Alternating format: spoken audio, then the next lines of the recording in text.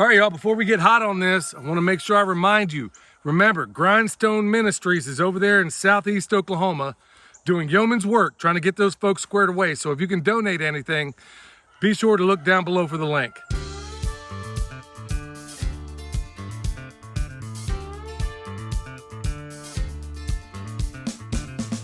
This is Perma, Pastures farm in action. All right, y'all.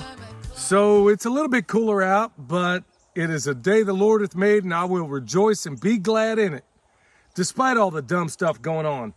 And by the way, if you want to hear any of my opinions on those things, you'll have to check out the Permaculture Pimpcast for a whole host of reasons that everybody probably knows about. I don't exactly have freedom of speech in this platform, all right? So with that said, it's basically compulsory at this point, all right? All the way up until day 18. Under this tarp, we have the emerging compost pile. Now you might be asking, why do I need to go through all this? I can go to town for those of you that are new. Reason why is that the compost you make at your property, I guarantee, is light years better than anything you can hope to buy. And here's the reasons why. Not in every case, but in just about every case. Because the microbes at your property in your area are almost certainly different from where that compost in the bag came from. Let me give you an example, and I've used it often before. Who's going to survive better in the North Pole? An Inuit or a Panamanian? Okay, the answer is obvious. Or who's going to survive better at the equator? A Panamanian or an Inuit? So basically, the microbes on your property are indigenous to your property, and it's a guarantee that they are not the same anywhere else.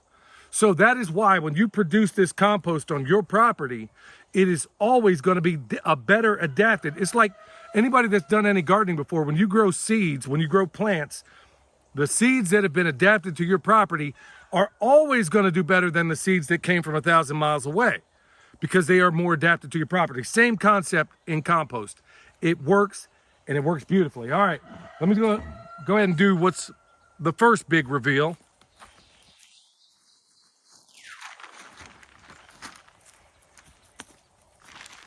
What you doing, Brad? Look, Brad.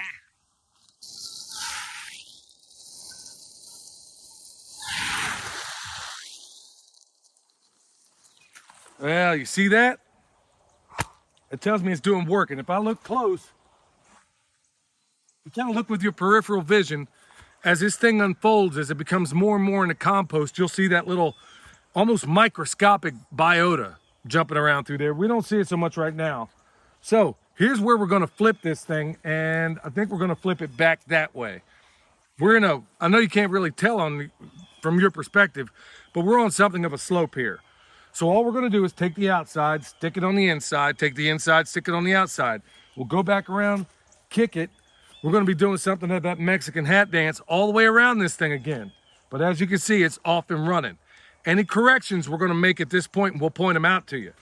Now, another beautiful part of this day is right across the road over here. Why don't we take a little trip over there, and I'm going to show you what we got going. You see all this over here? You see this ground cover everywhere? Well, those are strawberries. And this is in the food forest area. Well, we got a lot of them. Too many of them. So here's what we're going to do with them. This is the beauty of it. Remember, you got 7 layers of a forest, and we basically try to make as much of those layers edible as possible. If not for us, then it's a benefit to the bugs around us. Or it's also a benefit to the livestock we have. If you want to find out all the nitrogen fixers or whatever else it is around your area that's going to be extremely awesome for you, go check out Eric Sider's latest video. You're going to be glad you did. He offers some resources in there that I didn't even know about. So how cool is that? All right, so here's what we're going to do today also, and I'm going to show you where we've already started. This side of the driveway essentially is, in some cases, 1.5 years going on 2 years of growth, okay? Well, the idea is, because we use permaculture and zones, as we drive up our driveway, I want our harvesting to be as simple and easy as possible. So if we got tons of strawberries, if they are doing almost invasive on this side, where we got 65, we quit counting at 65 gallons from not even counting this area, but basically from here up, 65 gallons in about 100 feet, maybe 8 feet wide. Well, why not replicate it right over here? That's what I'm talking about. So we're gonna pull those strawberries out of here and we're gonna plant those over here. So when we do our morning chores, we're not always successful about this. We always try to, while we're out here, we try to bundle something with it. So you don't maybe gain, remember, this isn't a war you win in miles, you win it in inches. And so what we'll go ahead and do is go ahead and pluck some of these up, plant them over here. Let's make it as invasive over here in a wonderful way as it has been over here, okay? So that's exactly what we're gonna do. So with that said, we'll first get done with this compost pile, then we'll pick it up on the strawberries.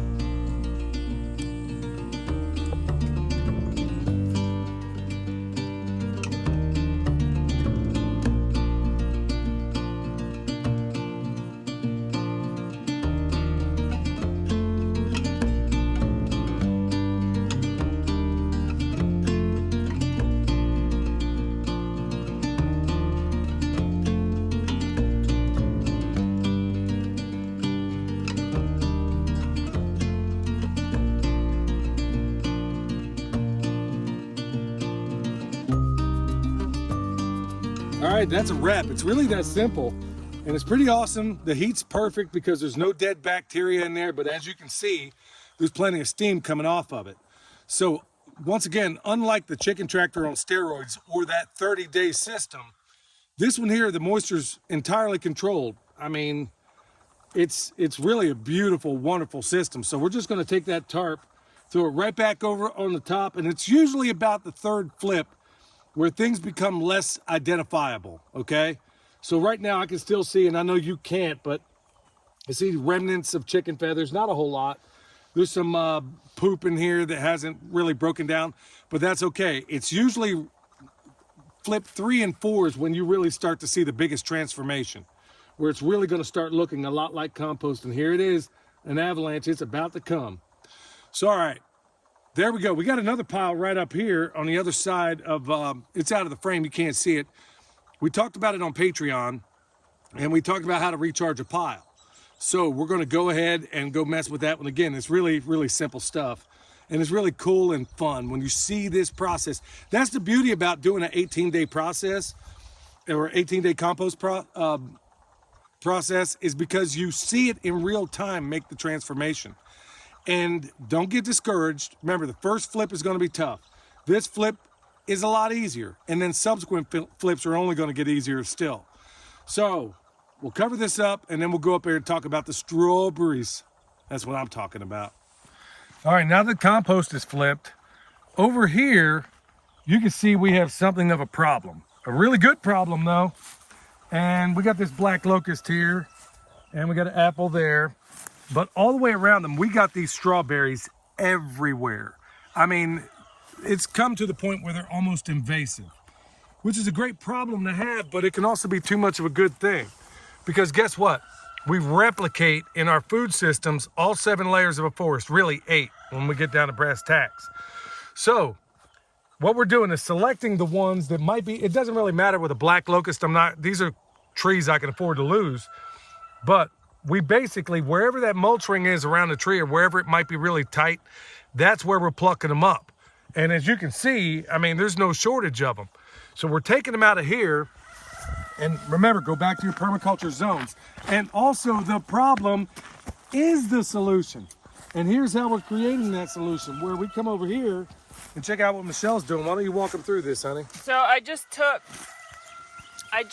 thinned out the strawberries on that side of the driveway, and I'm just planting them in the, not close to the tree, because we have garlic and daffodil planted in a circle around the trees, but I'm just planting them in the empty spaces in between the trees. And then talking about those spaces, it's kind of taking the right dog to the hunt. Now, this is a really cool video because we're packing so much into it. This is the consummate definition of permaculture.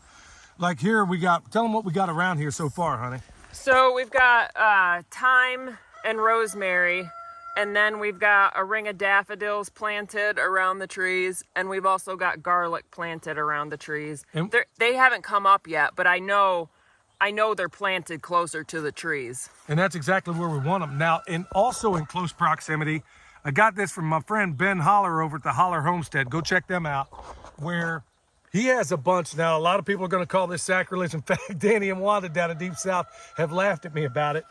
But in the same doggone mulch ring, what do we have? Well, right here, we got a mimosa. Some people would say, oh, you're out of your mind. That's crazy. It's never going to get too big. It's never going to become that vegetative.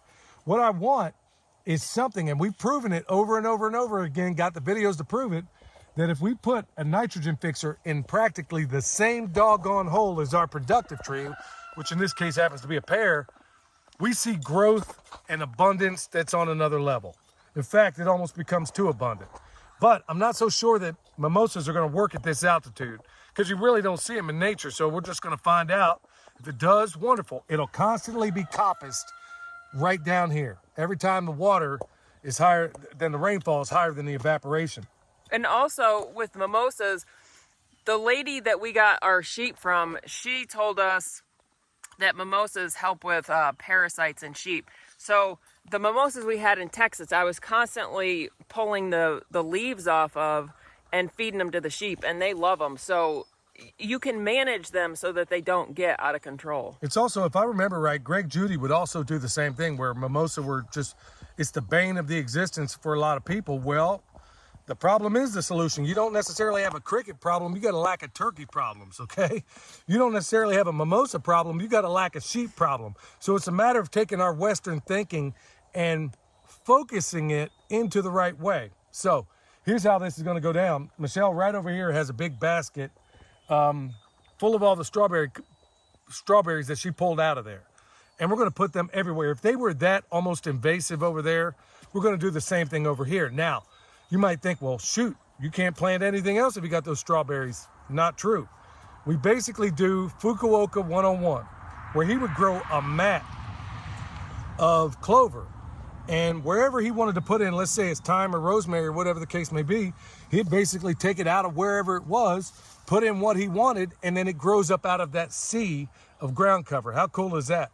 So we're not inventing anything. We're just taking what you've seen so far in this video is really the culmination, really the amalgamation of about 15 different awesome instructors out there. So how cool is that? So with that said, all we're going to do, Michelle's going to basically continue to drive down this side of it. Over here, we're going to pull some up. We're going to give more away. We're going to do all kinds of wonderful things, and then hopefully have a bumper crop of strawberries on this side of the driveway. We quit counting at 65 gallons over there, so what if we got another 65 over here of a ground cover that's edible? How cool is that? All right, y'all. Remember what I said about Grindstone Ministries, and also we still have that butchery video. It's always going to be on there, okay? So if you want butchery instruction, we can get it down below. Comfrey, bone sauce. We got new rice knives out there.